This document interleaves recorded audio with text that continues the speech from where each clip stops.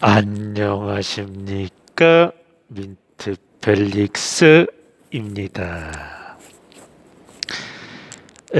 오늘은 바이러스 선별 진료소가 있는 서울대 병원에 나와 있습니다. 그러면 주변 전경을 한번 보여드리도록 하겠습니다.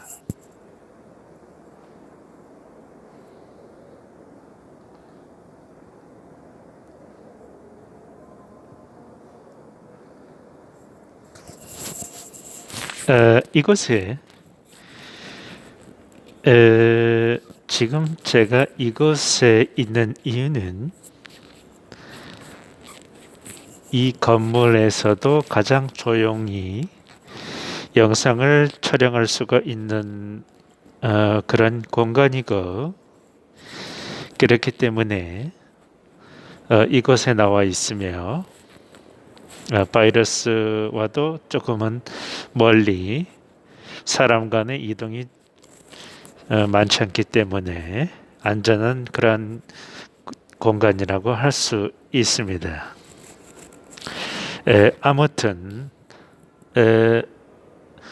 이 엄중하고도 위급한 시국에 왜 서울대 병원에 나와 있는가 말씀을 드려야 되겠죠. 그것은 이 위급하고도 엄중한 시국에 저만 살 수 없기 때문에 수많은 국민들을 위해서 나름의 움직임을 하기 위하여 이곳에 나와 있는 것입니다. 오늘 점심은 이곳 구내식당에서 먹었고요.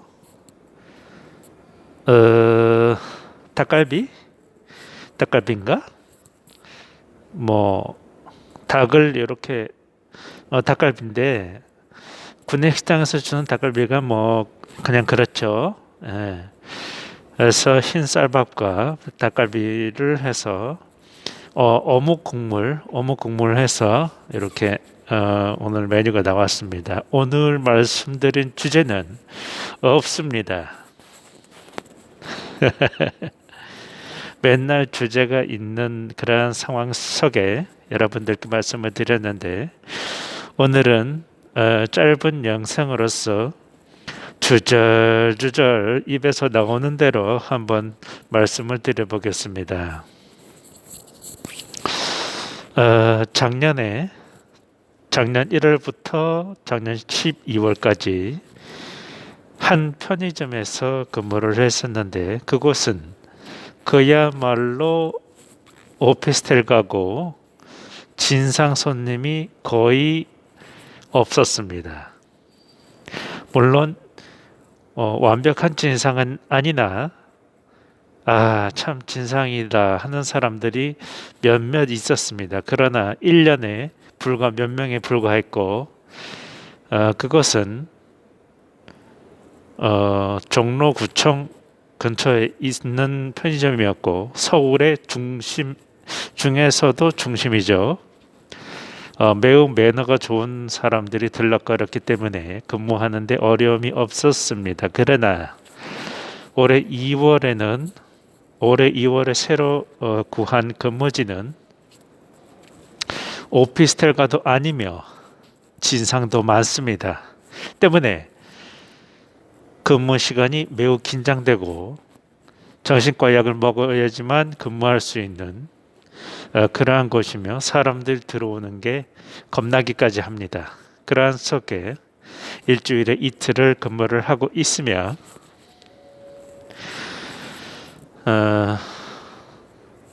수입은 얼마 되지 않습니다.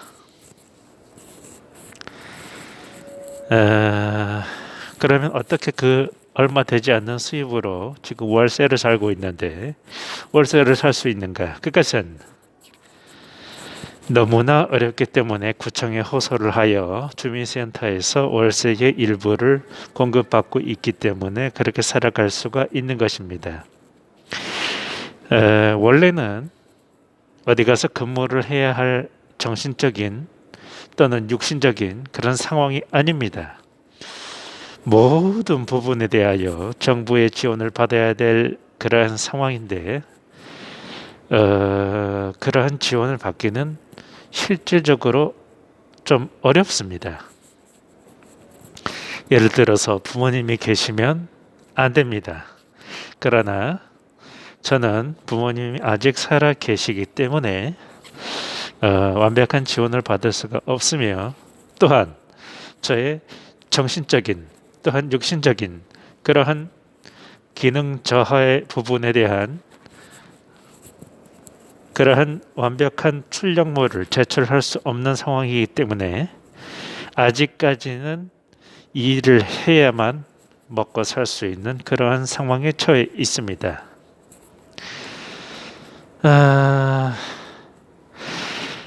박원순 원숭이죠. 박원순 원숭이가 서울시 취약계층에게 최대 50만 원까지 지급을 하겠다 말을 했는데 저도 취약계층에 속합니다. 취약계층에 속하는데 저까지 혜택이 미칠지 그것은 모르겠어요. 저는 차상위이기 때문에 차상위라는 것은 완벽한 100% 수급자가 아니며 사회 취약계층 중에 차등하여 혜택을 주는 그러한 계층이라고 보시면 됩니다. 어쨌든 저까지 혜택이 돌아오기를 바라며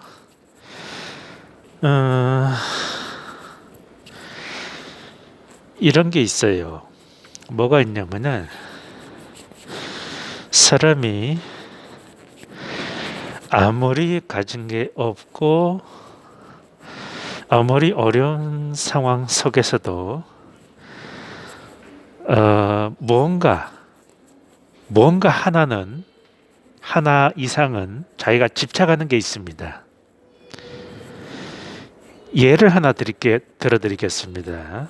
제가 영등포구에 있는 모 노숙인 시설에서 사회복지사로서 근무할 때의 일입니다.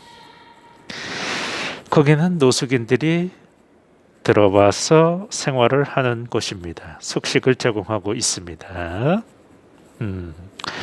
그런데 한 노숙인이 있었어요. 그런데 그 노숙인은 자신의 운동화가 없어졌다면서 고래고래 소리를 지르며 그 노숙인 기관을 떠들썩하게 만들었고 사무실까지 들어와서 난리법석을 쳤습니다.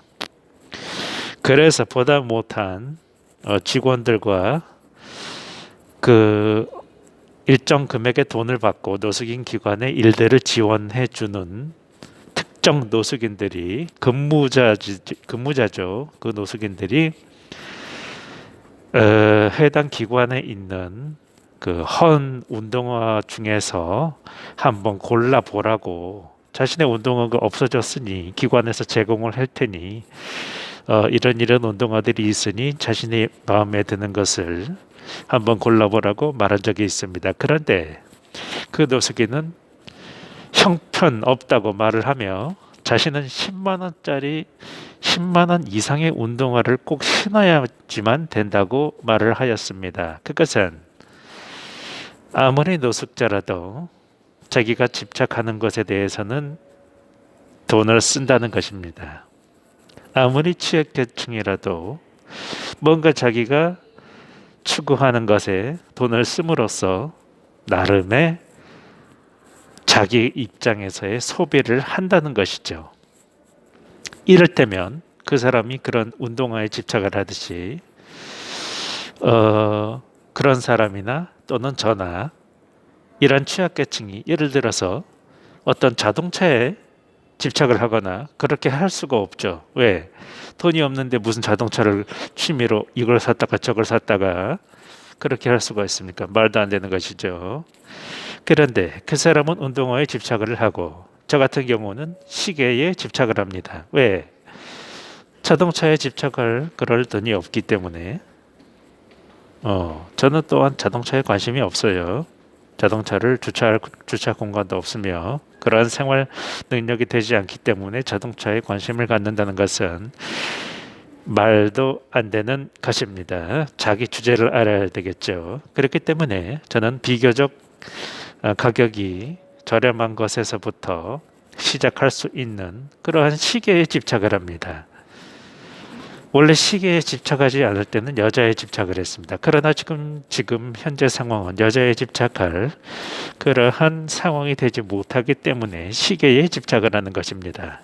이렇듯 누구도 한 가지 이상은 집착을 하게 되어 있습니다. 왜? 그것이 없으면 살아갈 의미가 없습니다. 살아갈 의미가 없습니다. 살아갈 의미를 대의적인 명분에서도 찾아야 되지만 이러한 자기 자신의 취미, 그것이 등산이 됐던 낚시가 됐던 어떤 물품을 구입하고 모으는 것이 됐던 뭔가 한 가지가 있어야지만 인간은 살아갑니다. 그런 것이 없는 인간은 없습니다. 아무리 보잘것없고 형편없는 인간으로 보일지라도 그 사람이 집착하고 그 사람이 귀하게 생각하고 자기 분수 내에서 사치를 부리는 게 있게 마련입니다. 그래서 저는 요즘에 시계에 집착하는데 최근에 제가 좀 질려서 지샥시계를 제가 좋아하는데 지샥시계가 좀 질려서 그거를 팔았는데 그게 원가가 한 10만 원을 웃도는 한 12만 원, 15만 원 정도 하는 그러한 시계인데 물론 저는 그것을 9만 원에 구입을 했었어요. 근데 6만 원에 팔았습니다. 근데 팔고 나니까 다른 시계가 사고 싶어서 다른 시계들을 검색하는데 사고 싶은 게 눈에 띄질 않아요. 그래서 그 6만 원에 판 것을 그것밖에 눈에 들어오는 게 없어요. 그래서 다시 그것을 구매하는데 그것을 예전에 구매했을 때는 9만 원에 구매했으나 지금은 그렇게 싸게 파는 곳이 없습니다. 그래서 12만 원이라는 돈에 다시 구매를 하였습니다. 헐값에 매우 고급 시계인데 전자시계 중에서는 고급 시계예요. 9만 원대에 거의 10만 원에 구입한 거를 6만 원에 작년 9월에 구입했기 때문에 상태도 매우 좋습니다. 그것을 6만 원에 사간 사람은 굉장히 득템을 한 것이죠. 행운을 얻은 것입니다. 그런데 저는 그것을 떠나보내고 다른 시계를 찾다가 마땅히 마음에 드는 것이 없어서 다시 그 시계를 12만 원에 주고 구입을 하는 이러한 상황에 이르렀습니다. 이러한 상황 속에서 어떤 생각을 했냐? 사람도 이럴 수 있을까? 내가 예전에 어떤 여자친구를 버렸는데 그 여자친구를 다시 그리워서 생각나서 연락을 해서 좋게 되면은 다시 사귈 수 있겠죠. 그런 생각도 한번 해보게 됐습니다. 그 생각일 뿐입니다. 내가 그렇게 했다는 게 아니라. 그러나 이 사회에서는 그런 일들이 비일비재하게 일어나고 있고 없어지면 그것의 가치를 깨닫게 됩니다. 있을 때 잘하라는 말이 있죠. 그러나 사람은 그렇게 현명하고 똑똑하지를 못합니다. 어리석기 때문에 없어져 봐야 그때 대해서 깨닫는 것이 인간입니다. 오늘은 시덥지 않은 그러한 말씀을 드렸는데 이것이 어떠한 부분에서든지 여러분들께 한 자각과 깨달음을 일으키기를 바라며 오늘 영상을 마치도록 하겠습니다. 여러분 감사합니다.